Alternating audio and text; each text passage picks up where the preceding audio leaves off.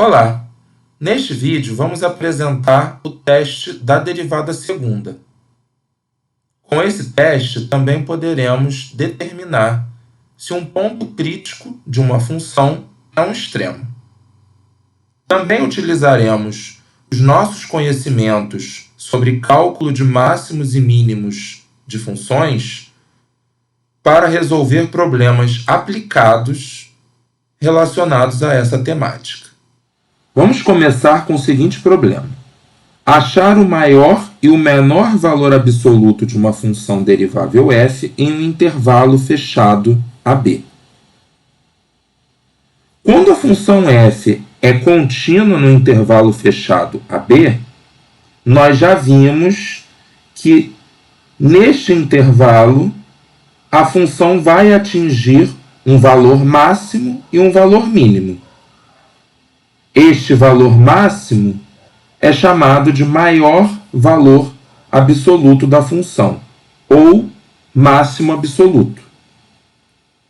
Enquanto que o menor valor atingido pela função é chamado de mínimo absoluto, ou menor valor absoluto da função.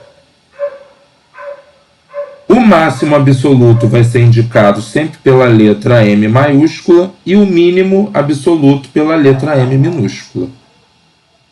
Quando a função for derivável no intervalo AB, veremos que vai ser possível calcular quem é esse maior e esse menor valor absoluto. Reparem, dependendo da função, esse máximo absoluto ou mínimo absoluto, eles podem ser atingidos na extremidade do intervalo, como acontece nesse segundo exemplo. O máximo absoluto aqui, ele é atingido exatamente no ponto A. Caso o máximo ou o mínimo absoluto seja atingido sobre um número que esteja no interior do intervalo AB, então percebemos que esse ponto associado, ao mínimo ou ao máximo absoluto vai ser um ponto em que a reta tangente vai ser horizontal. Ou seja, vai ser um ponto crítico da função. Após essa análise, podemos perceber que para determinar o maior e o menor valor absoluto de uma função, basta a gente seguir o seguinte roteiro.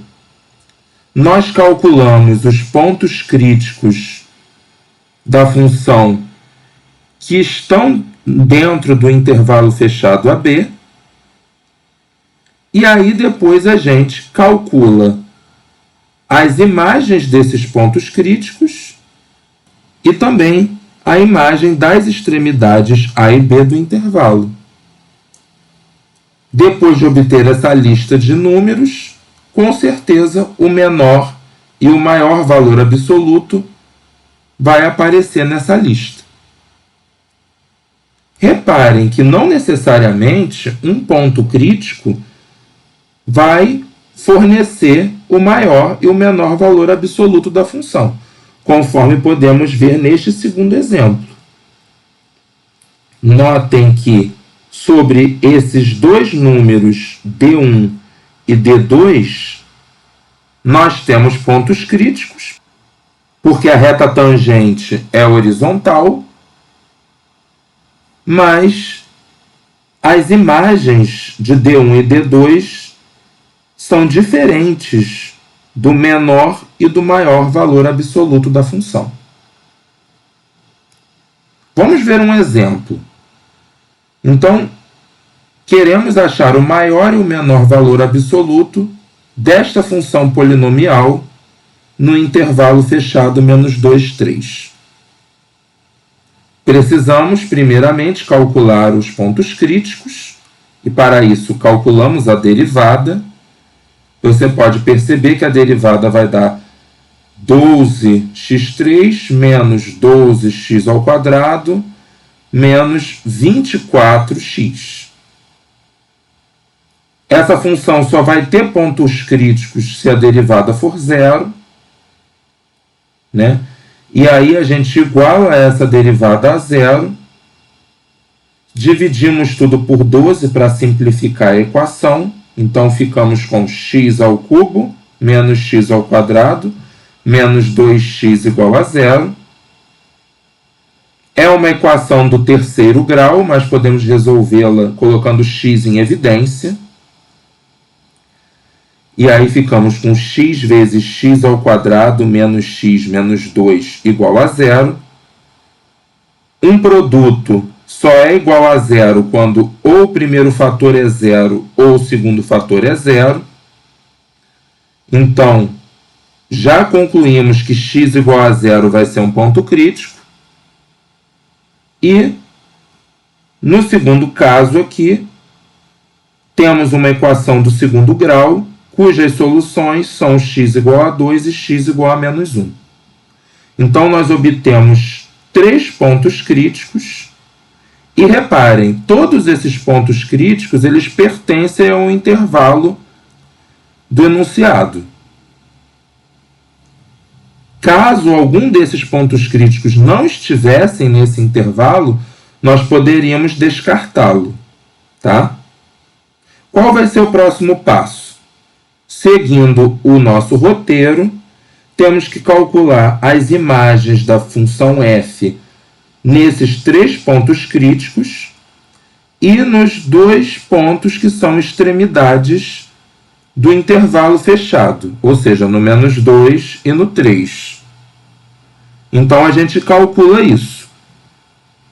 Então, pegamos a função e calculamos a imagem no menos 2 e no 3, que são as extremidades do intervalo, e nos 3 pontos críticos que nós obtivemos, menos 1, 0 e 2.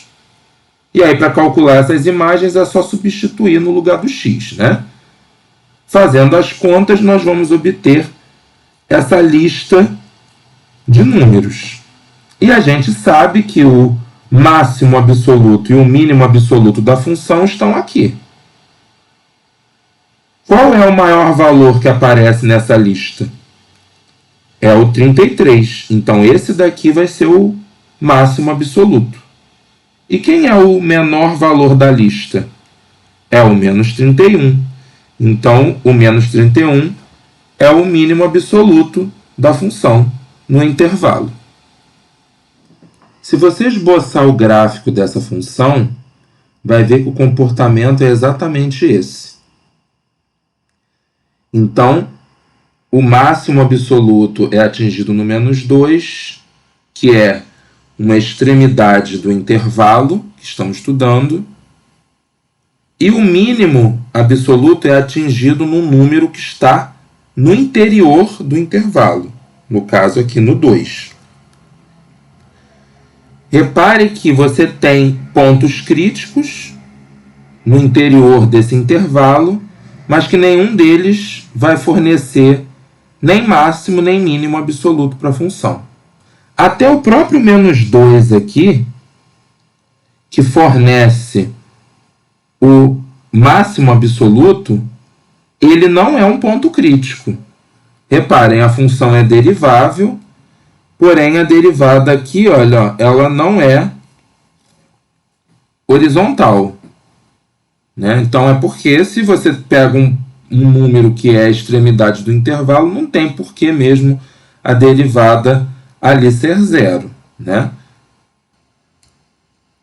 O teste da derivada segunda é um teste alternativo ao da derivada primeira, que é utilizado para calcular extremos, né? Então, a gente pega um ponto crítico A, um ponto crítico que tenha essa característica aqui, né, da derivada primeira nele ser zero, ou seja, não vamos poder utilizar esse teste para pontos críticos que tem essa natureza aqui, da derivada primeira não existir, tá? Isso porque nós vamos assumir por hipótese que a função é 2 vezes derivável. Então, ela tem que ter derivada primeira e derivada segunda em todos os pontos, tá? Além disso, exigimos que essa derivada segunda seja contínua nas proximidades desse ponto crítico A. Situação essa que vai ocorrer na maioria dos exemplos que vamos estudar, ok? Com essas hipóteses, o que a gente pode concluir? Se a derivada segunda no ponto A for positiva, então já concluímos que o A é um mínimo local da função f. Já se f duas linhas de A for menor que zero, então concluiremos que o A é um máximo local. Uma observação importante é que pode acontecer de f duas linhas de A ser zero. Nesse caso, o teste será inconclusivo. Então, a gente tem que apelar para o teste da derivada primeira mesmo. Uma ideia da demonstração desse teste é a seguinte. Vamos supor o primeiro caso, em que a derivada segunda no ponto A seja positiva. Se você for olhar o gráfico da função f duas linhas, vai ver que o ponto do gráfico sobre o número A ele vai estar aqui em cima do eixo do x. Como a gente está supondo que a f duas linhas é contínua, próxima do ponto A, então o gráfico dela vai ser uma linha contínua passando por esse pontinho aqui. Então, em um intervalo aberto contendo A, o gráfico da f duas linhas vai estar todo acima do eixo do x. Ou seja, o sinal de f duas linhas vai ser positivo nesse intervalo. Estamos assumindo que o A é um ponto crítico de f. Um ponto crítico que faz a derivada primeira dar zero. Se você for olhar o gráfico de f', então esse ponto do gráfico vai estar aqui, olha, ó, exatamente sobre o eixo do x, quando você for considerar o x igual a A. Além disso, a derivada da função f' é a derivada segunda, que neste intervalo é positiva. Portanto, a função f' nesse intervalo aqui, ela vai ser crescente. Ela vai ser crescente e vai ter que passar por esse ponto. Portanto, o desenho vai ser algo parecido com isso.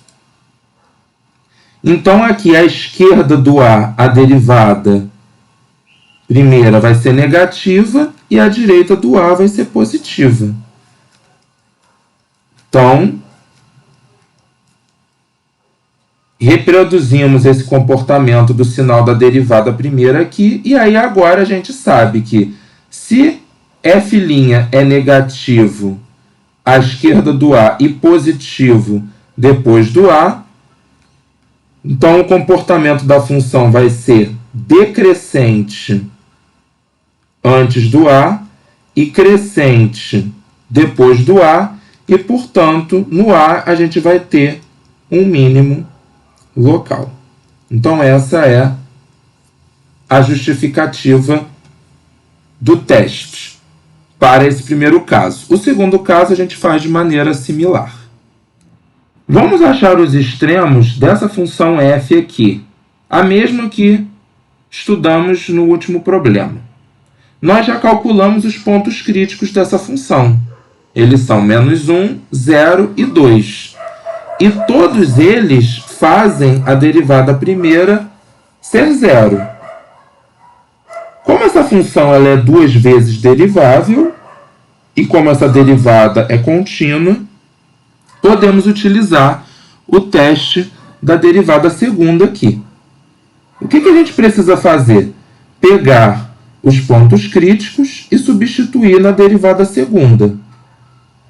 Quando a gente substitui o menos 1, o 0 e o 2 aqui, no lugar do x, a gente vai obter para o menos 1, 36, para o 0, menos 24, e para o 2, um número que vai ser positivo, né? Essa conta aqui, se você fizer, vai estar claro aqui que resulta num número positivo. Bom, quando a derivada segunda no ponto crítico é positiva, então o ponto crítico é um mínimo local. Então, o menos 1 e o 2 são mínimos locais. E quando a derivada segunda no ponto crítico dá negativo, então significa que o ponto crítico é um máximo local. Então, rapidamente, deduzimos quem são os extremos da função, no caso aqui é o menos 1, o 0 e o 2, usando o teste da derivada segunda. O teste da derivada segunda ele vai ser útil quando for fácil calcular a derivada segunda. Então, vai ser preferível utilizar esse teste para calcular extremos neste caso. Só para efeitos de prova real, reparem que é exatamente isso que acontece. No menos 1 e no 2 você tem mínimos locais, e no x igual a 0 você tem um máximo local. Podemos utilizar os conhecimentos que construímos sobre derivadas para resolver problemas aplicados relacionados à temática de máximos e mínimos. Por exemplo, vamos supor que uma fábrica faça caixas com base quadrada e sem tampa, todas elas com volume igual a 32 decímetros cúbicos, ou seja, 32 litros. Queremos encontrar as dimensões da caixa que minimizam a quantidade de material utilizado. Esse material é utilizado para construir as faces da caixa. Quanto menor a área, de todas essas faces, menor vai ser a quantidade de material utilizado. Então, o que nós queremos minimizar aqui é a área dessa caixa, que é composta por esse quadrado da base, que eu estou chamando o lado dele de x, e por esses 4 retângulos laterais aqui, de base x e h. A área dessa caixa, então, vai ser x ao quadrado, que é a área da base, mais 4 vezes a área de um retângulo, desses aqui, que mede x vezes h. Então, esta fórmula dá o valor da área da caixa. Isso é o que queremos minimizar. Repare que esta função a, ela não depende apenas de uma variável, ela depende de duas, de x e de h. Tudo que nós construímos sobre derivadas foi para funções de uma única variável. Então, precisamos fazer com que uma dessas variáveis aqui desapareça, para que possamos aplicar o teste da derivada primeira ou o teste da derivada segunda. Note que o volume de uma caixa como essa é o produto das 3 dimensões: comprimento, largura e altura. Portanto, o volume vai ser x ao quadrado vezes h. Esse volume é igual a 32. Então, nós podemos substituir naquela fórmula do volume o valor 32 e isolar o h. Assim, concluímos que h é 32 sobre x ao quadrado. Substituímos esse valor aqui na função área. E aí, nós vamos obter uma expressão que não depende de h, depende apenas do x. Logo, a função área ela é uma função de uma variável só. cujo domínio é o conjunto de todos os reais positivos, visto que x é a medida do lado do quadrado da base da caixa e, portanto, tem que ser um número positivo. Para minimizar a função área, o que a gente faz é calcular os pontos críticos. Então, a gente deriva essa função, né? Então, aqui, para facilitar a derivação, eu joguei esse x para o numerador, e aí ele fica com um expoente negativo, e aí derivei. Vai dar 2x menos, né, 128 vezes x elevado a menos 2. Depois a gente coloca esse x para baixo de novo, ele vai ficar x ao quadrado, faz o MMC e aí a gente obtém essa expressão. A derivada só deixa de existir quando x é igual a zero, mas x igual a zero não pertence ao domínio. Então, para termos pontos críticos aqui, olhamos onde a derivada dá zero. E aí a gente conclui que o numerador desta fração é zero, isolamos o x e descobrimos que o x é igual a 4. Esse vai ser o único ponto crítico da função área. Ora, para verificar se esse ponto crítico minimiza a função, nós vamos derivar novamente, usando o teste da derivada segunda. Como a derivada primeira deu isso aqui, quando derivamos de novo, vai dar 2 menos 128 vezes menos 2, x elevado a menos 3. Fazendo a conta, a gente chega neste resultado. Substituindo o ponto crítico aqui, a gente vai ver que a derivada segunda é positiva. Portanto, o x igual a 4 vai ser um mínimo local da função área. Para esse valor de x, como a altura é 32 sobre x ao quadrado, concluímos, substituindo x por 4, que a altura vai ser igual a 2. Neste caso em particular, este mínimo local vai ser um mínimo absoluto da função. Por quê? Sabemos que o 4 é um mínimo local. Então, logo à esquerda do 4, a função vai decrescer e à direita a função vai crescer. Se o 4 não fosse o mínimo absoluto da função, esse gráfico teria que cair para uma altura mais baixa do que ele atinge aqui no ponto 4. Se isso acontecesse do lado direito do 4, então a função cresceria e depois decresceria. E aí você teria um extremo aqui. E, portanto, um ponto crítico à direita do 4. Mas isso não é possível, porque o 4 é o único ponto crítico da função, como vimos. A mesma coisa do lado esquerdo. A função não pode decrescer a uma altura abaixo daquela que ela atinge no 4, porque senão ela teria um outro extremo aqui. Portanto, o comportamento da função à direita do 4 vai ser de crescimento e à esquerda de decrescimento. E aí o 4 vai ser um mínimo absoluto da função. Concluímos, então, que as dimensões da caixa procuradas são a aresta da base 4 decímetros e a altura 2 decímetros.